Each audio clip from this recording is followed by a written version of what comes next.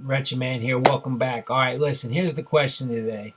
If you could ask Jesus personally right now, like, what is the greatest commandment? What is the number one thing that you could tell me to help me keep all the rest? What's the foundation? What's the answer, Lord? If I could ask you the one greatest commandment, the Bible tells us that answer. Let's get into it.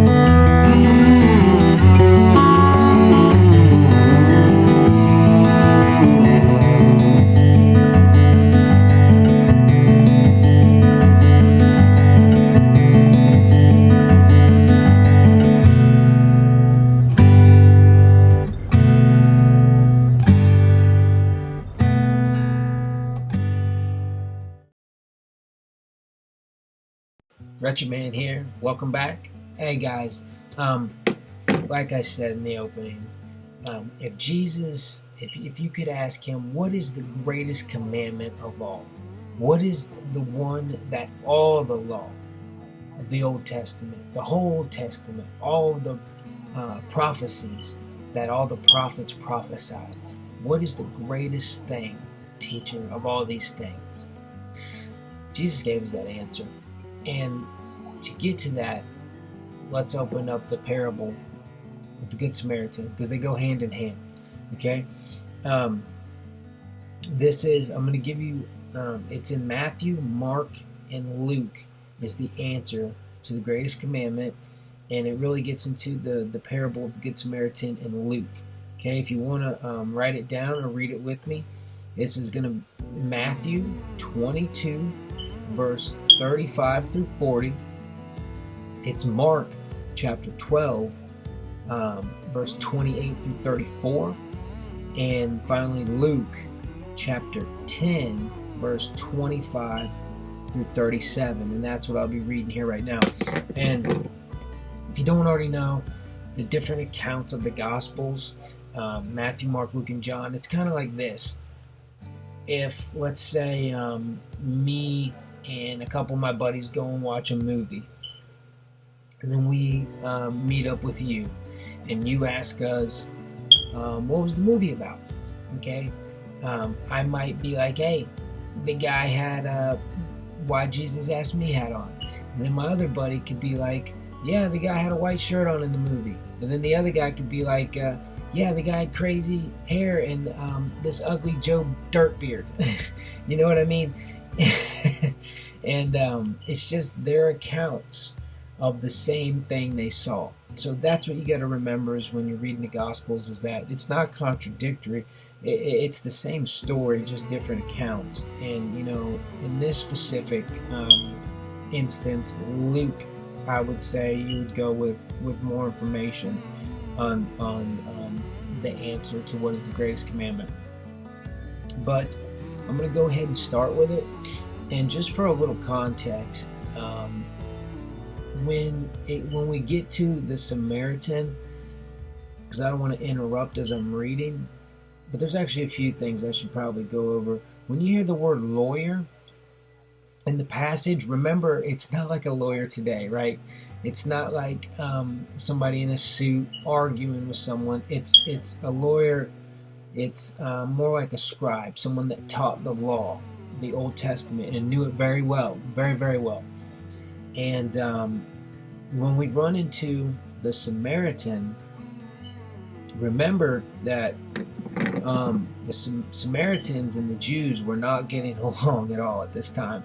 Okay, and that's why, we'll get to that. That's why the parable is about a Samaritan, okay, from Samaria, which is of the northern kingdom, okay? So it's also known as the kingdom of Samaria. It's known as the northern kingdom, and it's known as the kingdom of Israel, okay? Because the kingdom of Judah was the southern kingdom, and their split was around 930 BC.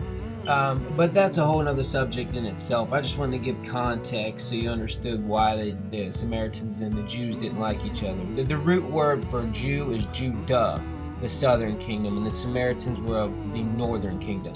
So when we read this, keep that in context, that when Jesus is talking to this Jew, he's telling him a parable about a Samaritan being a good person. Because when we hear that today, when you hear a Good Samaritan, there's Good Samaritan Hospital and stuff, you're like, oh, that guy helped that cop beat that dude up. What a good Samaritan. You know what I mean? But it really, when you read it in context and understand, we'll get to that, okay? I'm making another 40-minute video here. I'm sorry. All right, let me get right into it, all right? This is Luke chapter 10, verse 25 through 37. And the reason I do this is just because I used to hear so much, and this is one of the reasons I made a channel, okay? I know I talk a lot and I explain things, but I try to do it thoroughly because you can't, and I've used this analogy before because I've done MMA for 15 years. You can't learn a jab, after you learn a spinning back fist. The jab comes first. You got to do things fundamentally right. So I just try to thoroughly go through things. And because the reason I say it is because you got to set stuff up. You jab first and set things up, and that might sound like a crazy analogy to you, but it is just coming off the top of my head. But it's like you have to give context of things and fundamentals first, so you understand what's going on. Because if you just read through that and read Samaritan, it means nothing. That's just okay. So that guy was a Samaritan, but what is a Samaritan? Why did it matter? Why did Jesus use the word Samaritan? Because it all matters. It all means something. Luke 10, 25 through 37. Okay, the parable of the Good Samaritan. And by the way, real quick, just in case you don't know, the definition of a parable is a simple story used to illustrate a moral or spiritual lesson as told by Jesus in the Gospels. Okay? So, starting in verse 25, and behold, a certain lawyer stood up and tested him. Okay? So remember, that's someone that knew the Old Testament very well, knew the law very well, so he's testing Jesus here. This guy doesn't know that Jesus, he doesn't believe that he's the Son of God. He's trying to test him and get him, try to hem him up with his words and make Jesus like contradict himself, and not as if Jesus doesn't know the Old Testament better than him. Okay, so, and behold, a certain lawyer stood up and tested him, saying, Teacher, what should I do to inherit eternal life? He's being smart with Jesus here. And Jesus replying, he said to him, what is written in the law? What is your reading of it? Like, hey, well, you know the law so well, what's your reading of it? And so he answered to Jesus and said, you shall love the Lord your God with all your heart, with all your soul, with all your strength, and all your mind, and your neighbor as yourself. And he said to him, Jesus said to him, you have answered rightly. Do this and you will live. And real quick, because like I said, I don't keep everything in context, don't want to leave anything out. What he's referring to here is Leviticus 19:18 in the Old Testament. It says, thou shalt not avenge nor bear any grudge against the children of thy people, but thou shalt love thy neighbor as thyself. I am the Lord. That's chapter 19, verse 18. In chapter 19, 33 through 34 says, if a stranger sojourn with thee in your land, ye shall not vex him, but the stranger that dwelleth with you shall be unto you as born among you, and thou shalt love him as thyself, for ye were strangers in the land of Egypt. I am the Lord your God. Okay? So that's where he's getting that from. In Deuteronomy chapter 6, 4 through 5 says this, hear, O Israel, the Lord your God is one Lord, and thou shalt love the Lord thy God with all thine heart, with all thy soul, and all thy might. So that's just to let you know that's where that's coming from, a reference to the Old Testament. So basically what's going on here is Jesus is asking him, so you're the teacher of the law. Why are you asking me if you know? What does the law say? And he's replying, and he said it, and Jesus said, you've answered rightly. Do this and you will live. Here's where the Good Samaritan comes in. Because remember, this Jew that he's speaking with, that Jesus is speaking with right now, you don't like Samaritans. They're going back and forth, and I'll make a whole nother video about the northern and southern kingdom of Israel. But just in context, like I said, the Samaritans were from the southern kingdom, or from the northern kingdom, excuse me, and Judah, the Jews, from the southern kingdom. So just in context, they didn't like each other, okay? And this is the response after Jesus said, you answered rightly, do this and you will live. Said, but he, wanting to justify himself, said to Jesus, and who was my neighbor? So he's getting that right now. That's why we got to know the context of it all, because if you just read through this, you'll miss a lot. He's saying, and who was my neighbor, Jesus? And he's trying to say Jews, just people like him. He's saying love your neighbor as you love yourself, but he's not loving everyone. He's not listening to what Leviticus 19:33 through 34 said. He's only loving people like himself is what's coming from this context. So Jesus, instead of just saying, said, but he wanted to justify himself, said to Jesus, and who is my neighbor? So Jesus answers back by not just saying everyone's your neighbor. He gives him a parable, because we've got to remember what did it say a parable is? To open the eyes spiritually. Okay, so it says, then Jesus, this is Jesus's answer, and this is the parable of the Good Samaritan. A certain man went down from Jerusalem to Jericho and fell among thieves, who stripped him of his clothing, wounded him, and departed, leaving him half dead. Okay, so there's a man who's going down from Jerusalem to Jericho. Remember, it says going down. Remember that part. Going down from Jerusalem to Jericho, and fell among thieves, who stripped him of his clothing, wounded him, departed, leaving him half dead. And you might not see this coming, but here's a quote from Martin Luther King Jr., actually, because he was, and remember I said down, going down, because he was on that road going from Jerusalem down to Jericho. And this is what Dr. King had to say about it. And remember, he was a reverend, guys. He preached the word. Okay, I know we all know him for the I Had a Dream speech. And here's the crazy part. When he said this quote I'm about to read, this is the night before he got killed. Okay? It says, I remember when Miss King and I were first in Jerusalem. We rented a car and drove from Jerusalem down to Jericho.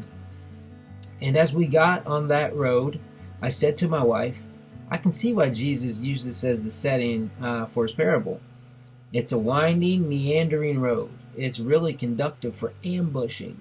You start out in Jerusalem, which is about 1,200 feet above sea level, and by the time you get down to Jericho, 15 or 20 minutes later, you're about 2,200 feet below sea level. That's a dangerous road, okay? That's a quote from Martin Luther King Jr., because he was there. And I've heard other people say that the way that road was set up, they called it like the way of blood, because the way that road was set up, that's why thieves and robbers used to use it, is because there's like these little dips on the side, and I guess it was just a place where that happened a lot, and where people got robbed and beat up a lot. And so Jesus was using a parable that they would understand. Like, think about it, it's like if I made a parable and said somebody got jumped and killed in Chicago. We all hear about Chicago, people getting killed. So Jesus giving them a parable and putting in details to where they can really get what he's trying to say. That's what I'm getting at. Then Jesus answered and said, a certain man went down from Jerusalem to Jericho. Now we get an idea of what that would have been like. and fell among thieves, who stripped him of his clothing, wounded him, and departed, leaving him half dead. They beat this dude half dead. You know what I'm saying? They beat him up bad. Now by chance, a certain priest came down that road, and when he saw him, he passed by on the other side. So you got a priest walking by, not doing anything. And I've heard some people say that, well, that priest, they weren't allowed to touch unclean things and whatnot, but he wasn't even sure if this guy was dead, okay? I don't believe in, I'm not making a true claim about this, but I don't believe, the way I'm reading it is Jesus is saying when he saw him, he passed on the other side. I'm just getting that as if like he didn't stop to help. That's the way I'm taking that as when I read this. And it says, likewise, a Levite, when he arrived at the place, came and looked and passed by on the other side. And a Levite, just so you know, Levi was one of the 12 sons of Joseph of the 12 tribes of Israel. Okay, so it's just saying that was someone from that tribe. So you know, in context. Likewise, a Levite, when he arrived at the place, came and looked and passed by on the other side. But a certain Samaritan, as he journeyed, came where he was, and when he saw him, he had compassion. So right off the bat, we already know now in context that this guy he's talking to don't like Samaritans. So he's basically just saying, your buddy's passing by and didn't do nothing. And the guy that you don't like had compassion on him. I'm going to keep reading here, but just keep that in mind in context. So he went to him and bandaged his wounds, the Samaritan did, pouring on oil and wine, and he set him on his own animal, brought him to an inn, okay, somewhere to stay for the night, and took care of him. On the next day, when he departed, he took out 2 denarii, okay, and that's a day's wage of that time. He gave the 2 denarii to an innkeeper and said to him, take care of him, and whatever more you spend, when I come again, I will repay you. And then he asked this guy a question, so think about that first.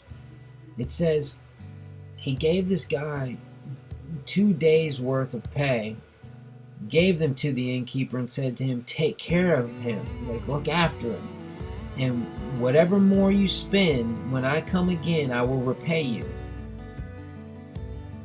That's deep in itself, because not only is he saying that the Samaritan had compassion, right? Not only did the Samaritan have compassion on the man who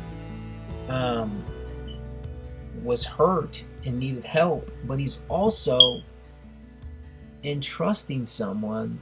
When you show trust, you get trust, right? It's like an animal, okay? Like if you let a dog, you put your hand out to a dog and let him know he can trust you. Let him know you trust him so he can trust you. Think about that. It's kind of the same thing what he's doing with this guy. And he says, you know, whatever more you spend, when I come again, I will repay you. He's letting this guy know, I trust you. I'm loving you as I would love myself, because I would want someone to trust me. I think a lot of people overlook that part. He's saying he's trusting this guy. And think about what the innkeeper's thinking. It's going to make him want to do right. Because he's like thinking like, man, you're going to trust me to tell you that if I spent any more money, like, I can lie to you and say I spent maximum. Yeah. Hey, by the way, man, yeah, that dude that you helped and left, he ended up grabbing like a bunch of bread and olives and stuff, bro. You owe me like, like 5 more denarius. You know what I'm saying? So the Samaritan is telling the guy, he's trusting the guy, which is putting on that guy's heart in return, like, hey, this guy's trusting me, so I'm going to do the right thing. I just think a lot of people get in that part, but it says, and I will repay you. So, and then Jesus asked him after telling him that parable, so which of these 3 do you think was neighbor to him who fell among the thieves? Guess what the response was from the lawyer, from the Jew. He says, and he said, he who showed mercy on him. And I think that's overlooked too, because if you think about the way he answered, he didn't answer the Samaritan because he don't want to say the Samaritan. They didn't like each other.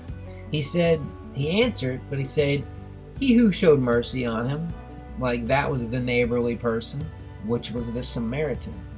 So Jesus was putting him in a position where he had to understand that when you have to love. If you don't love everyone, you don't love anyone. That's the way God is. Okay? He loves all of his children. We don't have to love the sins that people do. We don't have to partake in their sin or love their sin, but you love that person. You try to witness to them. You plant seeds. God will water. We love everyone. You treat everyone as you want to be treated. Okay? Just because you're saved don't mean you're self-righteous and people are under you and you're above or better than them and all that. And that's the context of what I'm getting from this guy is that he thought he was. Jesus is putting him in his place here in a beautiful way. And Jesus said to him, "Go and do likewise." So, in just one more verse here. This is John chapter 8, 48 through 49. Just to give you a context of how bad the Jews and the Samaritans got into it with each other. It says, "Then the Jews answered and said to him," talking to Jesus, and said, "Do we not say rightly that you are a Samaritan and have a demon?" So they hated Samaritans so bad they associated them with demons. They just said to Jesus, "Do we not say rightly that you are a Samaritan and have a demon?" Jesus responded and says Jesus answered, "I do not have a demon, but I honor my Father, and you dishonor me." So that's just a verse to give context of like how bad the Jews and Samaritans really didn't like each other. So, I think what we should get from the moral of this story, it's pretty simple. It is pretty simple, but it's deep at the same time. Okay? It's love your neighbor as you love yourself. It's so easy to say that, but in every instance, and what would that be like today? I'm from America, right? I'm in the United States. A Republican and a Democrat are both in the United States. They both belong to the political parties of the United States, but they don't treat each other as if they're from the same place. And that's the best analogy, maybe not the best analogy, but that I can come up with to compare it to like a Samaritan, a Jew. They're in the same area and they held a lot of the same beliefs. Like if you look up the Samaritans today, actually I was just looking at this. What was the number? I think it's 800. It's 820 in 2019. There's still 820 of those Samaritans left. But the point is that like the Republicans and the Democrats, these people are in the same country, but our country's so divided right now. And I'm not getting into politics here. I'm just trying to make an example. That's kind of like what we're reading here, is that Jesus is saying, no matter if you're a Republican, you love that Democrat. You love everyone as you love yourself. Okay? And that's why I like that saying, if you don't love everyone, you don't love anyone. And there's another saying I like is you can't cut off noses and hand out roses. You know what I'm saying? So we can't break somebody down fundamentally, spiritually, tell them they're idiots, they're going to hell. What is the point? And I see it so much on Facebook and everywhere else, at the workplace, everywhere you look, people argue about politics and say, what is your point? Are you trying to just be right, or are you trying to share your truth, especially with the gospel? The gospel is the rose. You cannot cut off noses, hand out the gospel, because you've already made this person think you're hateful and ignorant, and now they're not going to take anything you have.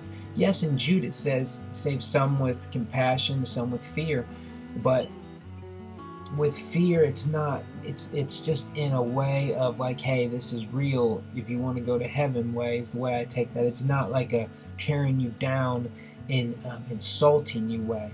And if you listen to the way some people, not everyone, some people witness, it's in a condescending, like I'm better than you, I'm self-righteous, I'm going to heaven, you're not, you're an idiot. why would you think that? You know what I mean? Like the way they talk to people, it's like, you're not going to get anywhere like that. You know, I'm not the smartest person in the world, trust me. But I've been a Christian for all my life, and I've seen many ways they witness to people, and I've done it myself. When I first got really zealous, you know, a decade or so ago, when I really got serious, I was turning off all my friends so bad. You know, I was turning them all off because I was just, you know, basically saying, you're going to hell, I can't believe it. And like, they couldn't take anything I would say because I've already offended them, if that makes sense. So we got to be careful the way we witness to people. But the main point of this here is that love your neighbors, you love yourself is the greatest commandment. He said, on these two things, all the law and all the prophets are built upon. So love God with all your heart, soul, and mind. That's reading the scripture to show yourself approved. That's studying every day, saying your Lord's Prayer, waking up and picking up your cross daily, and keep trying, keep even when you fail, even when you stumble, even when you fall and you sin. Don't let condemnation seep in and give up. Just keep getting up. Just keep getting up and keep going forward. And I'm talking to myself too. It's all of us. We're all in this together. That's why I'm making this video. Love your neighbors, you love yourself. You think I'm doing this to be cool? Think I wear this hat to be cool out? People laugh at it. You know what I'm saying? But you gotta love people as you love yourself. And I believe that's what Jesus was saying there, is to love people as you love yourself. And what would you do if you were lost? Let's say you're saved now and you know the truth. Now what are you gonna do? You gotta go treat people as if you didn't know the truth. How would you want someone to talk to you if you didn't know the truth? You wouldn't want them to break you down. You would want them to show you love and plant a good seed of love and have God water that. You're not just going to offend them and break them down. But there's been a lot of different things throughout history with this parable, to where people took it. And that's why Peter said there's no scripture of private interpretation, where people would say things like, in the parable, the Good Samaritan was Jesus, and the Good Samaritan was Jesus, and the thieves were the devil, and you know, just they try to give every little part a name in the parable. But it's like, let's just read it for what it is. Let's just read it for what it is. I think it's a parable. I think Jesus was saying it to open everyone's eyes, to let them know that, hey, just because someone is, you know, love everyone as you love yourself. And that's it, man. Like I said, I don't want to go too long. God bless you guys. Thank you so much if you listen. Let me know in the comments if you have any video ideas, anything to cover, or anything like that, man. Obviously, my name's Joshua. Hit me up on here. I love everybody. God bless you all. That's it. Wretched Man signing out.